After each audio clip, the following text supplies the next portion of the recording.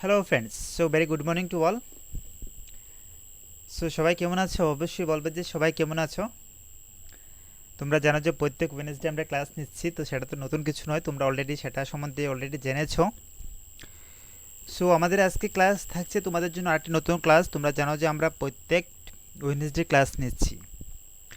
Hopefully তোমরা সেসব পুরোনো ক্লাসগুলো দেখছো, যদি না দেখে থাকো অবশ্যই দেখে নেবে। তোমরা জানো যে আমার সেই ক্লাসগুলো, আমি যেগুলো ক্লাস নিচ্ছি সেগুলো রেকর্ডের ক্লাস কিন্তু এই ইউটিউব চ্যানেলের মধ্যে পেয়ে যাবে তোমরা। সেখানে ইউটিউব চ্যানেলের মধ্যে প্লেলিস্ট বানানো আছে, সেখান থেকে কিন্তু চাইলে ক্লাসগুলো আবার রিভাইজ করতে পারবে। ফ্রেন্ডস, আমাদের আজকে ক্লাস থাকবে তোমাদের উপর বা তোমাদের জন্য সেই মরলেমেন্টু সেই রিফর্মসগুলো। সেই মরলেমেন্টু সেই রিফর্মস সম্বন্ধে তোমরা তো নতুন কিছু নয় যে সেটা সম্বন্ধে জানো নিয়ে তার আগে, হোপফুলি সেটা সম্বন্ধে অনেকেই শুনেছো তার আগে।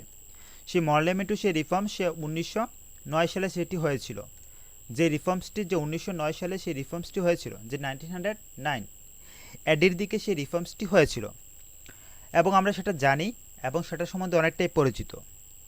সেই বিংশ শতাব্দী গোড়ার দিকে তখন সময় কিন্তু যে ফ্রেন্ড আইন পরিষদগুলির মধ্যে যে সংস্কার সাধন করার জন্য এবং কার্যনির্বাহী পরিষদের মধ্যে যে আংশিকভাবে যে ভারতীয়করণের দাবি, এবং সেই দাবিটাই কিন্তু পরবর্তীকালে যে জাতীয় দাবিতে পরিণত হয়েছিল। এবং সেই ক্ষেত্রে কিন্তু তখন সময় কিন্তু সেই মরলেমেন্টু সংস্কারটি তার রূপ পেয়েছিল।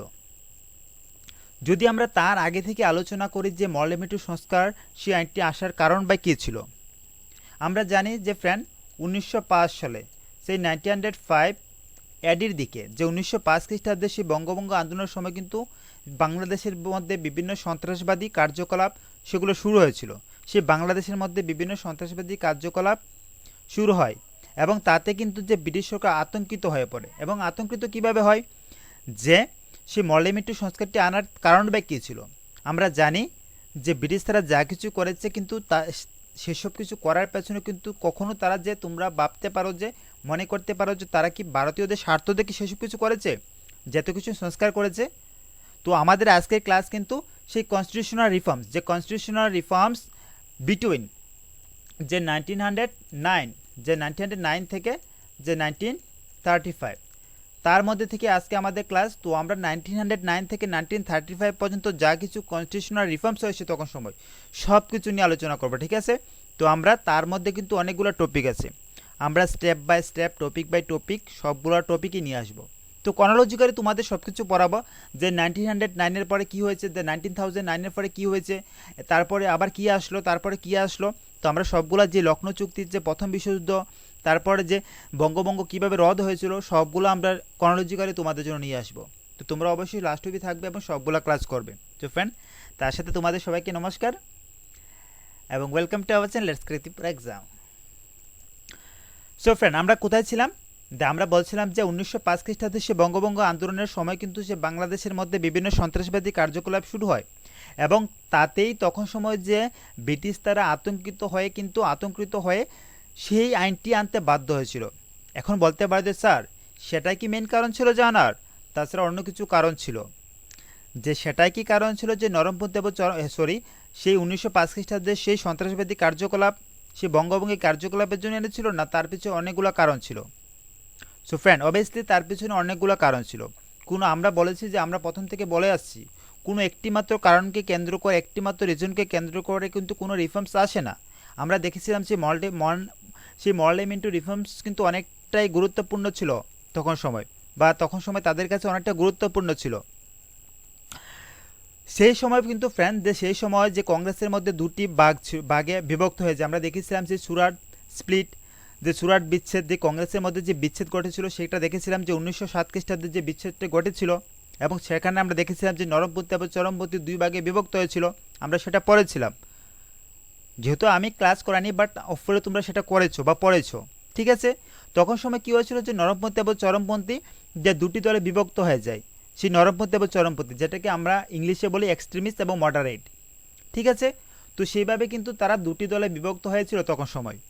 তো বিভক্ত হওয়ার পরে আলটিমেটলি কী হয়েছিল, যে তাদের মধ্যে প্রথমত তাদের রিজন ছিল যে তখন সময় যে বঙ্গভঙ্গ সেই আন্দোলনগুলো করার পর যে ব্রিটিশ সরকার তখন সময় আতঙ্কিত হয়ে পড়ে যে তাদের এক্সিস্টিং কি রাখতে পারবে, তাদের সাম্রাজ্য কি রক্ষা করা পসিবল কি না। তো ফ্রেন্ড, আলটিমেটলি কিন্তু লাস্ট পর্যায়ে দেখা গিয়েছিল সেই নরমপন্থী এবং চরমপন্থী তারাও সেই দলের আবির্ভাব ঘটে তখন সময়। কারণ তখন সময় কংগ্রেস, সেই আইএনসি, ইন্ডিয়ান ন্যাশনাল কংগ্রেসে দুটি ভাগে ভাগ হয়ে যায়। সেই দুটি ভাগ ছিল যে এক নরমপন্থী এবং চরমপন্থী। তার পাশাপাশি দেখা গিয়েছিল যে তখন সময় যে মুসলিম লীগ ছিল, দ্য মুসলিম লীগ তখন সময় কিন্তু পৃথক নির্বাচনের দাবি করত। আমরা আসছি ফ্রেন্ড, এখন বলতে পারি স্যার তার সাথে মরলেমেন্টুর কী সম্পর্ক? ইয়েস, আসছি ফ্রেন্ড। আমরা কীভাবে সেই মরলেমেন্টুর রিফর্মসগুলো আসে, যে মরলেমেন্টু কীভাবে পাস হয় এবং কাদের নামকে বেস করে সেই মরলেমেন্টু রিফর্মসকে রাখা হয়েছিল সেটা তোমরা জানো অলরেডি। তাছাড়াও আমরা সেভাবে বলে রাখছি যে কীভাবে সেটা আসলো। তো আমরা কি কোথায় ছিলাম? আমরা ছিলাম যে তখন সময় যে মুসলিম লীগ কিন্তু পৃথক নির্বাচনের দাবি জানাচ্ছিল, এবং তখন সময় সেই অবস্থায় তখন সময় আমরা জানি যে 12 সচিব ছিলেন লর্ড মরলে। তখন সময় 12 সচিব ছিলেন লর্ড মরলে এবং মিন্টু কে ছিলেন? তখন সময় আমরা জানি যে 12 সচিব ছিল লর্ড মরলে এবং 22 ছিল মিন্টু। এবং তারা উপলব্ধি করে যে এবং তারা ভাবলো যে যেহেতু কংগ্রেসের মধ্যে বিচ্ছেদ হয়ে গেলো, কীভাবে বিচ্ছেদ হলো? যে নরমপন্থী এবং চরমপন্থী সেই দুভাগে বিচ্ছেদ হলো, ঠিক আছে? সেই দুভাগে বিচ্ছেদ হওয়ার পর সেই মরলে এবং মিন্টু কিন্তু তারা একটা স্ট্র্যাটেজি খেলেছিল। কীভাবে খেলেছিল বলতে পারো যে কীভাবে খেলেছিল? তো ফ্রেন্ড, তারা কীভাবে খেলেছিল? তারা ভাবলো যে, তারা উপলব্ধি করলো যে কিছু সাংবিধানিক সুযোগ সুবিধা দিয়ে, কাদের সুযোগ সুবিধা দিয়ে? চরমপন্থীদের, নরমপন্থীদের। ইয়েস, আমরা জানি যে কিছু সাংবিধানিক সুযোগ সুবিধা দিয়ে সেই চরমপন্থীদের দলে টানা এবং সেই নরমপন্থীদের দলে টানা এবং চরমপন্থীদের বিচ্ছিন্ন করার উদ্দেশ্যে এবং পাশাপাশি সেই মুসলিম লীগের দাবি পূরণ করার উদ্দেশ্যে কিন্তু সেই 1909 খ্রিস্টাব্দে সেই মরলেমেন্টু সংস্কার আইনটি সেটি পাশ হয়েছিল। কখন পাশ হয়েছিল? সেই 1909 খ্রিস্টাব্দে সেই মরলেমেন্টু সংস্কার আইনটি, যেটাকে আমরা ইন্ডিয়ান কাউন্সিল অ্যাক্ট 1909 সেটা সে নামেও জানি। আমরা কিন্তু সেই মরলেমেন্টু রিফর্মস অ্যাক্টটিকে, আমরা মরলেমেন্টু সেই রিফর্মসটিকে যে ইন্ডিয়ান কাউন্সিল অ্যাক্ট 1909 সেভাবেও জানি। এবং সেটা পাস হয়েছিল যে পার্লামেন্ট অফ দ্য ইউনাইটেড কিংডমের মধ্যে সেটা পাস হয়েছিল। এবং সেটা রিফর্মস করার ক্ষেত্রে যাদের কন্ট্রিবিউশন ছিল তারা হলো যে মরলে এবং ভাইসরয় লর্ড মিন্টু, এবং তাদের নামে সেটি রাখা হয়েছিল যে মরলেমেন্টু সংস্কার আইন, যে মরলেমেন্টু সেই রিফর্মসগুলা। এখন বলতে পারো স্যার রিফর্মস আনার কারণ কী ছিল? রিফর্মস তো আমরা পড়েছিলাম যে আপনি বলেছিলেন যে রিফর্মস আনার মেন কারণ হচ্ছে প্রথমত সেই বঙ্গভঙ্গ আন্দোলন, সেই বঙ্গভঙ্গ আন্দোলনের পাশাপাশি নরমপন্থী এবং চরমপন্থী বিচ্ছেদ, পাশাপাশি তখন মুসলিম লীগের সেই দাবি, তাদের যে পৃথক নির্বাচনের দাবি, সেগুলোকে কেন্দ্র করে কিন্তু আনা হয়েছিল।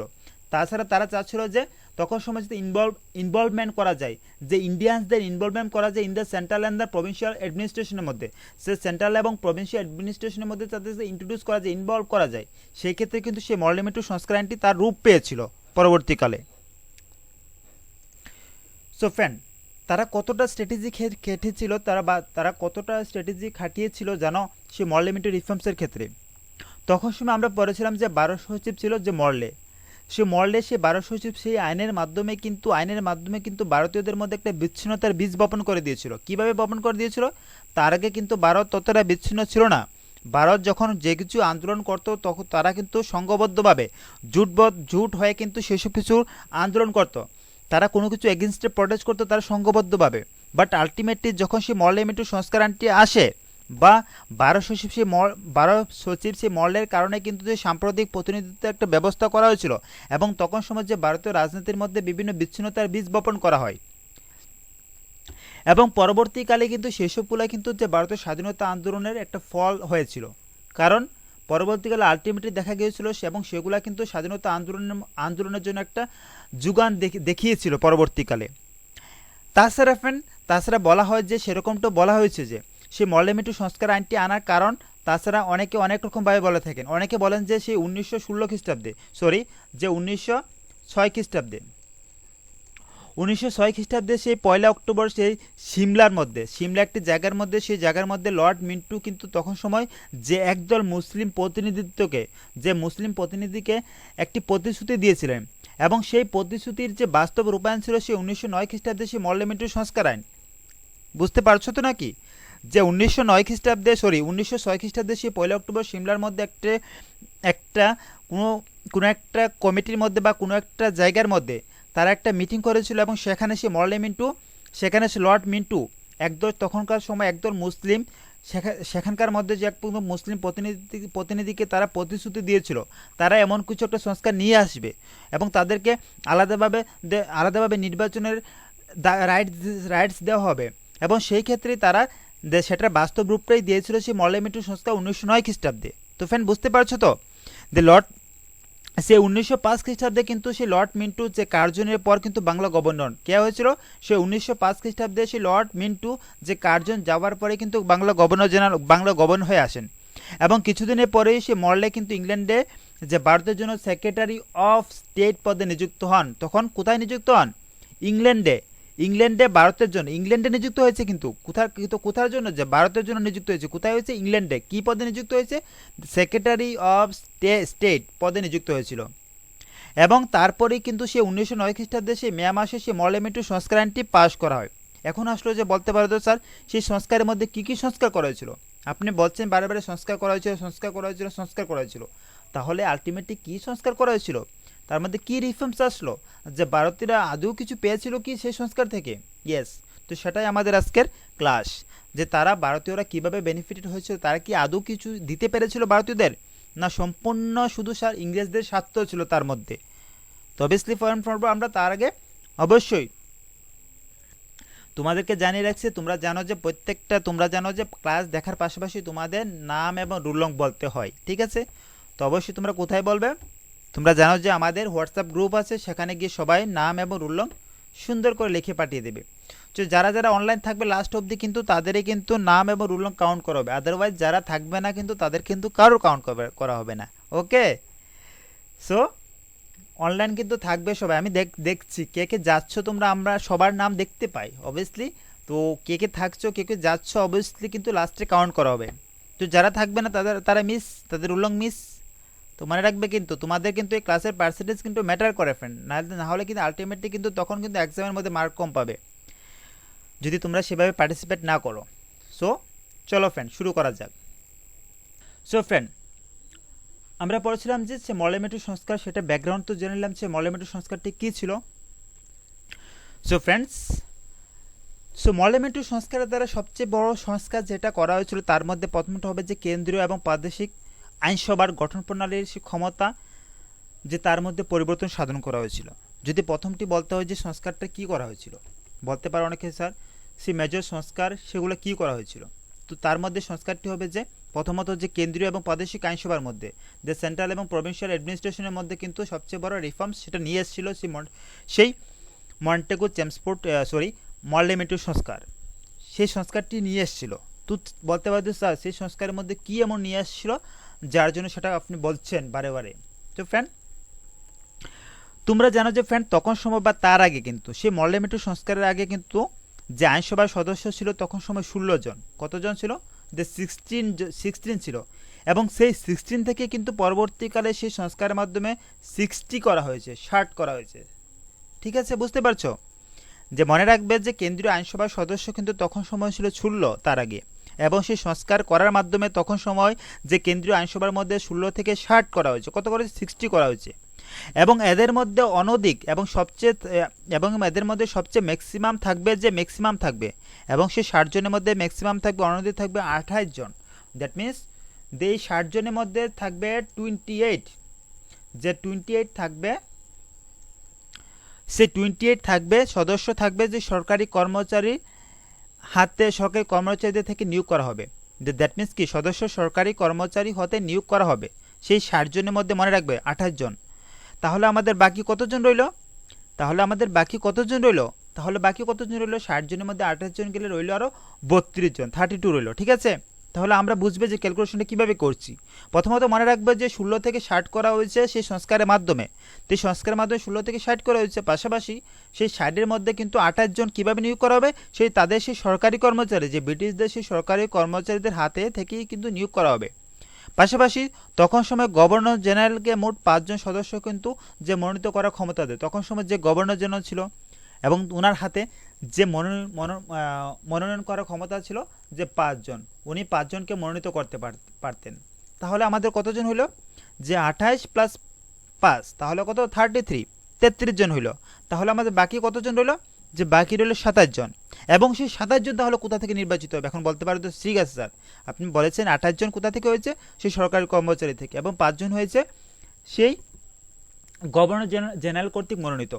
তাহলে এখন তো বাকি 27 জন রয়েছে, তারা কোথা থেকে নির্বাচিত হবে? তো ফ্রেন্ড, যে বাকি যে 27 জন রয়েছে, বাকি যে 27 জন 27 রয়েছে যে মনোনীত হবে, সেই সদস্য, সেই 27 জন সদস্য কিন্তু স্থানীয় জমিদার, মুসলমান সম্প্রদায়, চেম্বার্স অফ কমার্স এবং প্রাদেশিক আইনসভার নির্বাচন সদস্য কর্তৃক নির্বাচিত হবেন।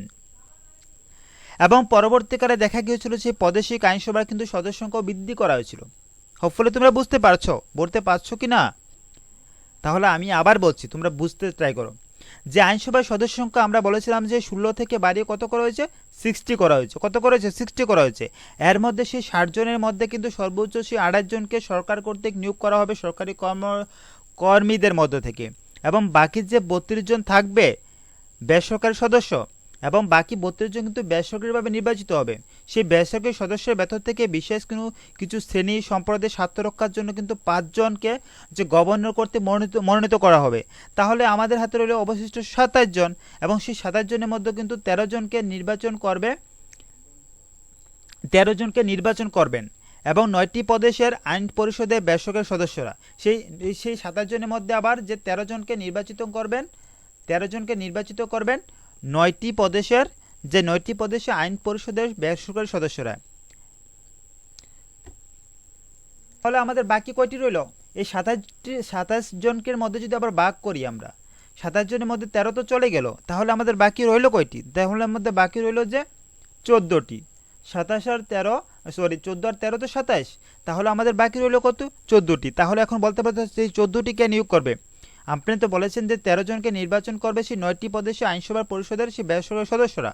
তাহলে সেই 14 জনকে সেই 14 জনকে সদস্যরা নির্বাচিত করবেন সেই 60টি প্রদেশের জমিদার শ্রেণী, 5টি প্রদেশে মুসলিম সম্প্রদায়, এবং কলকাতা, বোম্বের সেই বণিক সভা মিলে নির্বাচন করবে সেই 14 জনকে। অর্থাৎ কিভাবে নির্বাচন করবে?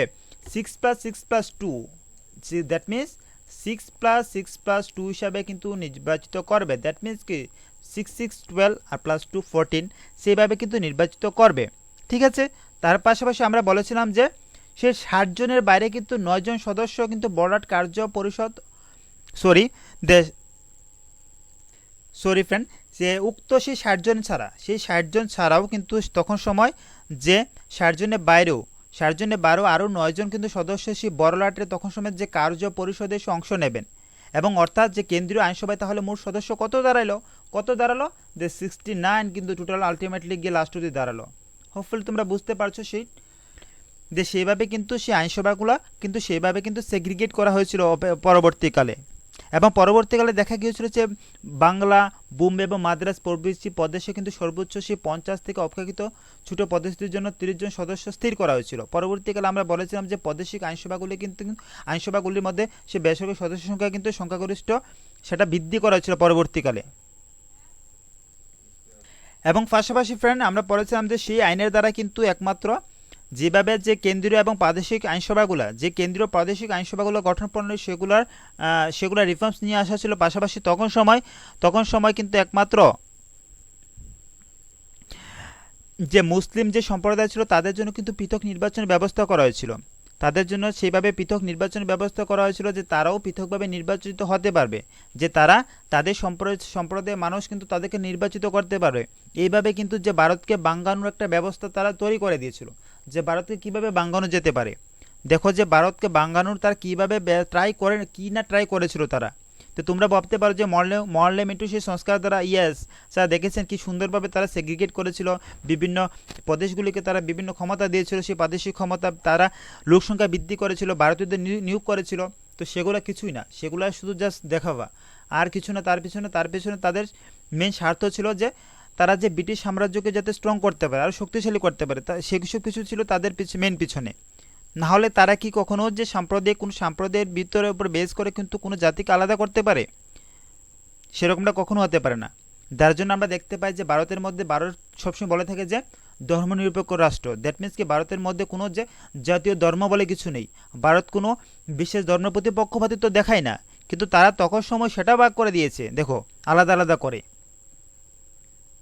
তাছাড়া আমরা বলেছিলাম যে তাদেরকে যেভাবে পুনর্গঠন করা হয়েছিল এবং আইনসভার সংখ্যাগুলো বৃদ্ধি করা হয়েছিল, এবং তাদের মাধ্যমে কিন্তু তাদেরকে যে কিছু রাইটও দেওয়া হয়েছিল। কি সেই রাইটগুলো কী কী ছিল?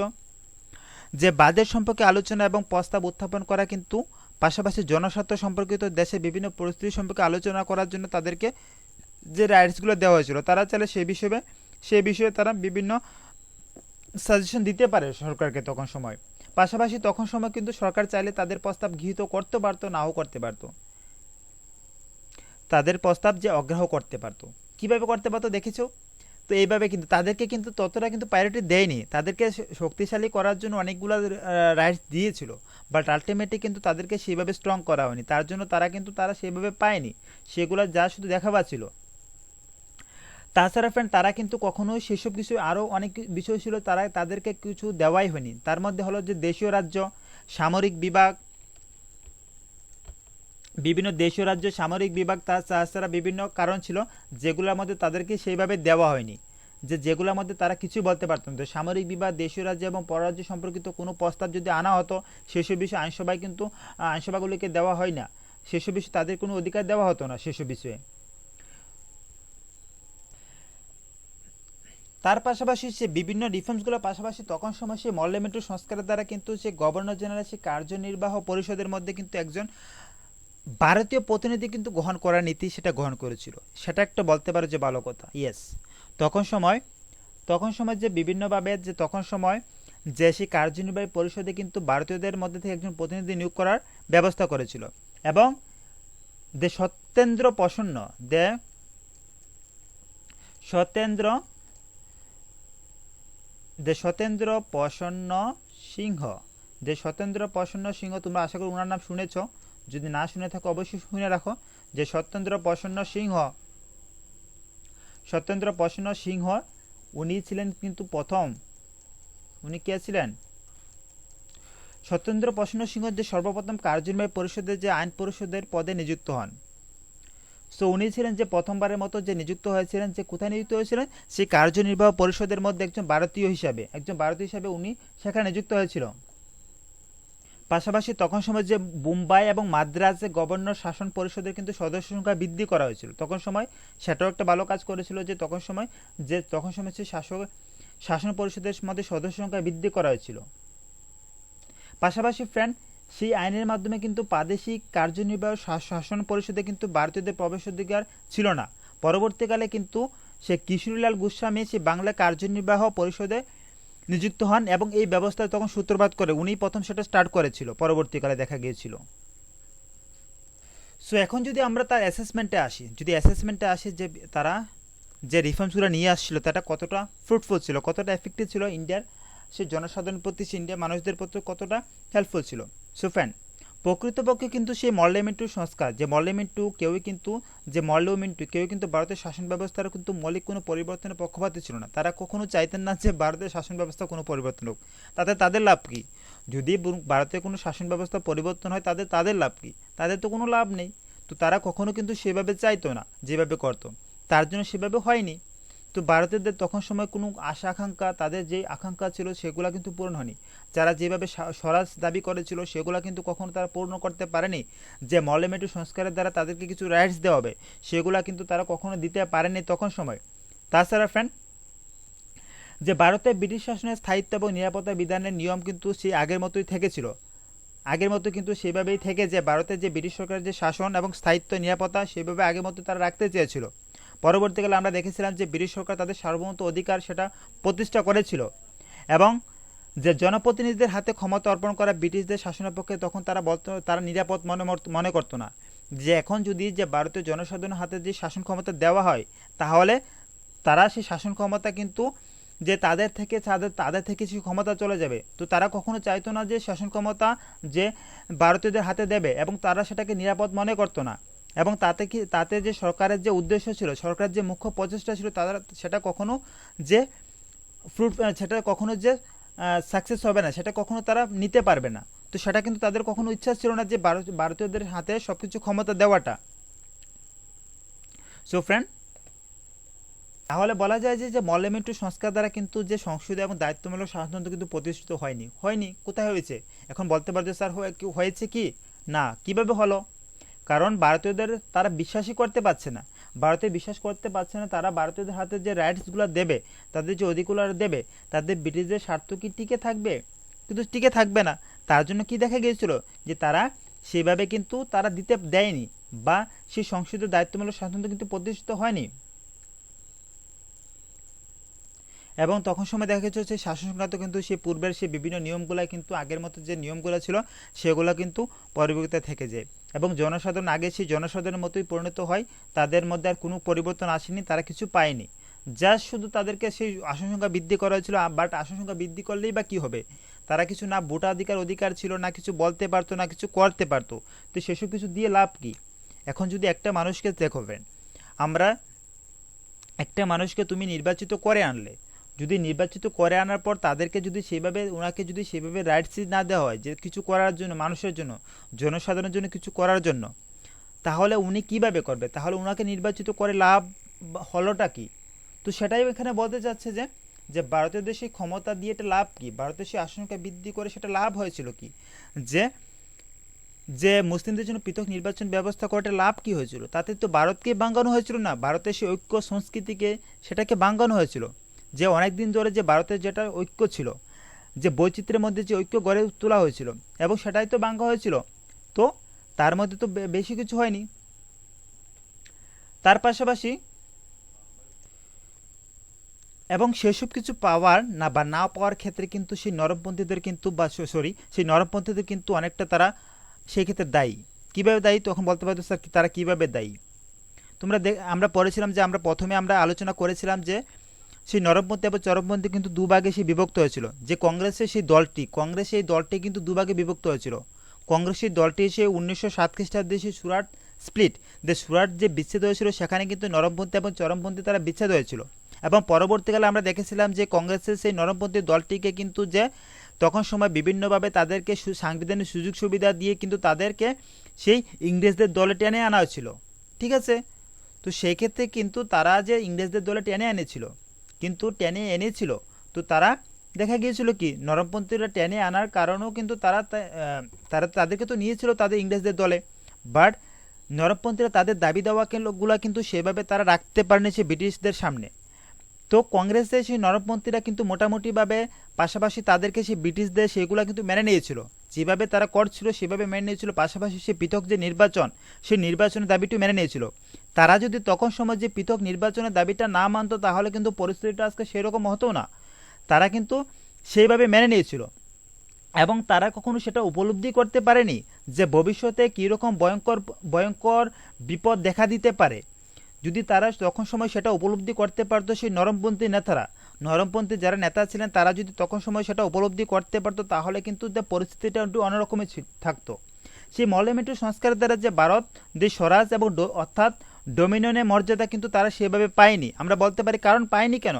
কারণ যারাই যখন সময় যে শাসন করার জন্য তাদেরকে নিয়েছিল, যে আইনসভায় নিযুক্ত করা হয়েছিল বিভিন্নভাবে, বিভিন্ন বেসরকারি প্রতিষ্ঠান থেকে, বিভিন্ন বেসরকারি জায়গা থেকে, কিন্তু তারা কিন্তু সেভাবে তারা করেনি বা সাপোর্ট করেনি বা প্রতিবাদ করেনি। তো সেইভাবে না করার কারণে কিন্তু যে ভারত বা সেই মল্টিমেন্টু সংস্কারের আইনটি কিন্তু সম্পূর্ণ বা সেগুলোকে সফল বলা যায় না। সেই মল্টিমেন্টু সেভাবে সংস্কার নিয়ে আসতে পারেনি।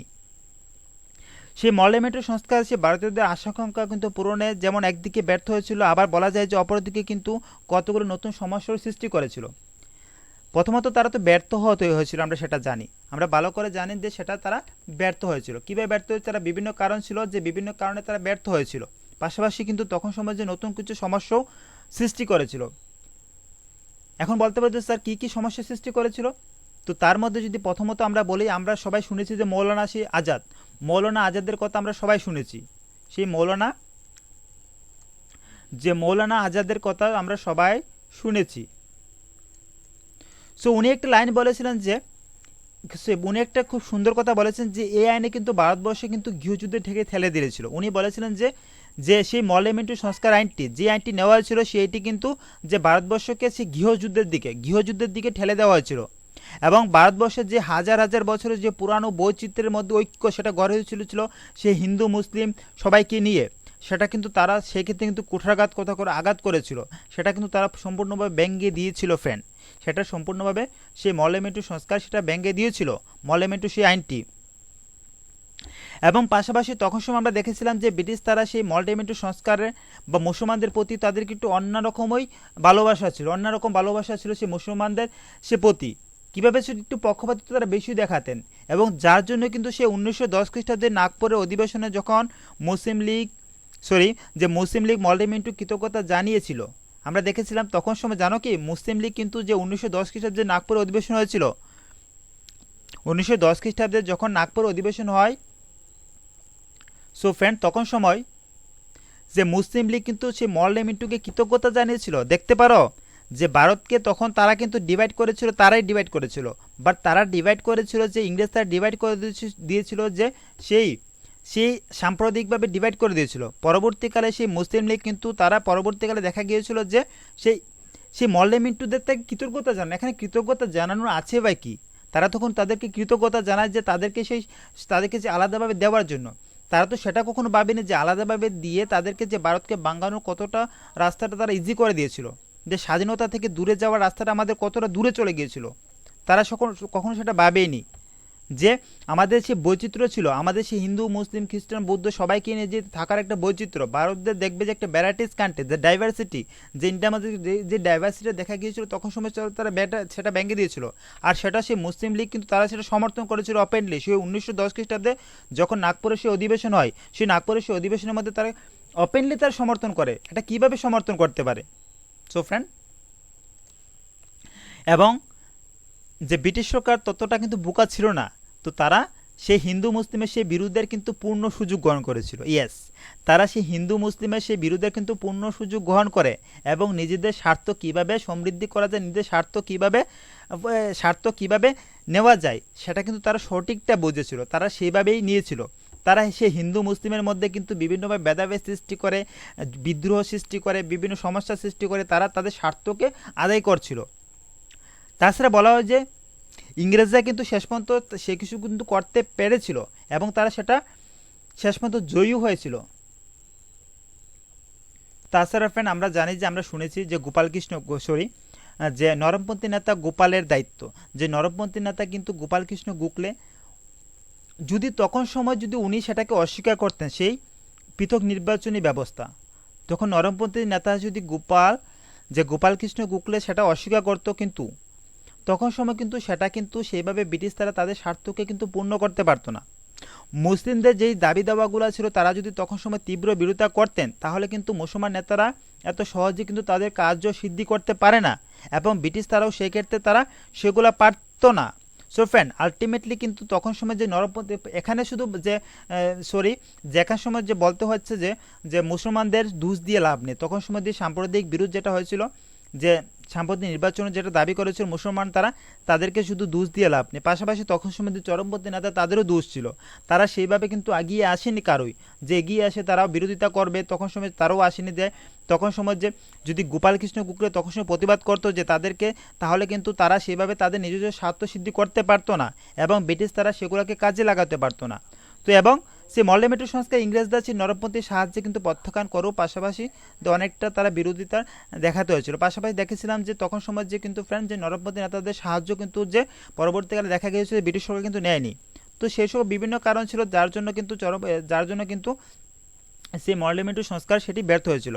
পাশাপাশি একটা সময় পরে দেখা গিয়েছিল যে মরলে কিন্তু স্বয়ং তখন বলেছিল যে সেটা হওয়ার কিছু নেই, সেটা আমার হাতে কিছু ছিল না, যে establishment of parliamentary system India সেটা কিন্তু হওয়ার ছিল, যেটা যেভাবে হিন্দু মুসলিম যেভাবে তারা চাচ্ছিল এবং ভারতীয়রা চাচ্ছিল, পরবর্তীকালে সেটা হতে আর কোনো রাস্তায় ছিল না, সেটা কোনো রাস্তায় রাখেনি তারা। তো শেষ পর্যন্ত পরবর্তীকালে কিন্তু সেটা হয়েছিল, পরবর্তীকালে সেটা করতে বাধ্য হয়েছে। যদি ফেন আমরা বলি যে সেই মরলেমেন্টু সংস্কারের সবচেয়ে মারাত্মক ত্রুটি কি, ইয়েস, যদি বলি যে সবচেয়ে বড় ভুলটি কী করেছিল তারা, যদি বলে যে সবচেয়ে বড় ভুলটি কী ছিল, তাহলে বলতে হবে যে আমাদের সবচেয়ে বড় ভুল ছিল তখন সময় যে সে মুসলিমদের জন্য পৃথক নির্বাচন মণ্ডলীর সংস্থা রাখা, যে তাদের জন্য সেই পৃথক নির্বাচন মণ্ডল নির্বাচন ব্যবস্থা যেটা করেছিল সেটা ছিল সবচেয়ে বড় ভুল, এবং সেটা যদি তারা না করতো তাহলে কিন্তু সেই ব্যবস্থা কিন্তু সেরকম পরিস্থিতি দেখা দিত না। এবং আমরা দেখেছিলাম সেই ব্যবস্থার মাধ্যমে কিন্তু পরবর্তীকালে যে আইনসভার মধ্যে কিন্তু মুসলিম প্রতিনিধিরা কিন্তু মুসলিমদের দ্বারাই কেবলমাত্র যে সেখানে তার নির্বাচিত হয়ে আসতে পারতেন। এইভাবে কিন্তু যে মুসলিমদের কিন্তু ভারতীয় সেই জাতীয় থেকে বা জাতি থেকে কিন্তু সম্পূর্ণ একটা ভিন্ন একটা শ্রেণীতে কিন্তু তুলে ধরা হয়েছিল, তাদেরকে কিন্তু সম্পূর্ণ একটা আলাদা করে দেওয়া হয়েছিল লাস্ট অব্দি, যে তাদেরকে সেইভাবে পৃথকভাবে নির্বাচন করে দেওয়ার কারণে কিন্তু তাদেরকে কিন্তু আলাদা করে দেওয়া হয়েছিল, সম্পূর্ণ একটা ভারতীয় জাতির থেকে কিন্তু সম্পূর্ণ একটা আলাদা করে হয়েছিল। তো এগুলো ছিল বিভিন্ন কারণ যেগুলোর পরে মল্টিমেট্রো সংস্কার সেগুলো ব্যর্থ হয়েছিল। মল্টিমেট্রো সংস্কারগুলো আসার কারণ বা ছিল কীভাবে কী এনেছিল। সো ফ্যান সেই ভারতীয় জাতীয়তাবাদের দাবি কিন্তু অপূর্ণ থাকলেও এই সংস্কারের সপক্ষে কিন্তু একটা কথা বলা যায় যে স্বাধীনতা আন্দোলনে কিন্তু এক ধাপ কিন্তু সেই আন্দোলন কিন্তু এগিয়ে নিয়ে গিয়েছিল আমাদেরকে।